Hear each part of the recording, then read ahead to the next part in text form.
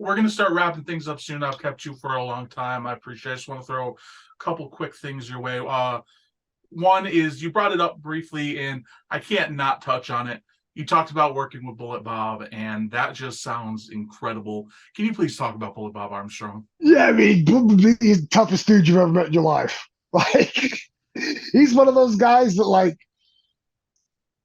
uh, a lot like Jay. Like, I don't have a bad Bullet Bob moment, right? Like, I didn't know he was missing part of his finger until we were in the ring one night. And I was like, oh my God, what happened? He's like, man, I haven't had that in years. Like, crazy.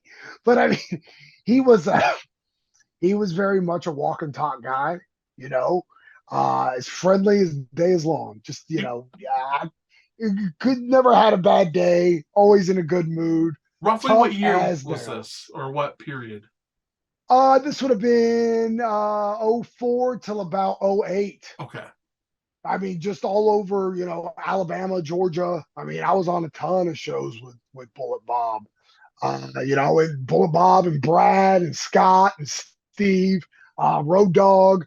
I've messed with that whole family. We've got the Rinauro Armstrong legacy is almost Hatfield and McCoy at this point. But yeah, Bullet Bob loved working with me because I never hurt him.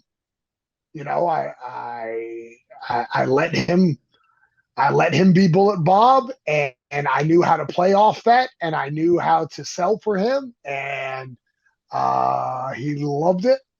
I mean, but he was an old hard man that, when he shook your hand, you knew you were shaking Bullet Bob Armstrong's hand. I mean, it was just a tough, tough old dude. I mean, but just a joy to be around. Um, and he's one of those guys that he's what I try to preach to the kids now. Like, I could work Bullet Bob five nights a week and do it again on a sixth. That's so cool. Right? I mean, they were good matches. The crowds were into them. The people cared, and we could both walk to the pay window when it was done. And that's what you want. That's the magic, right? That's the best part.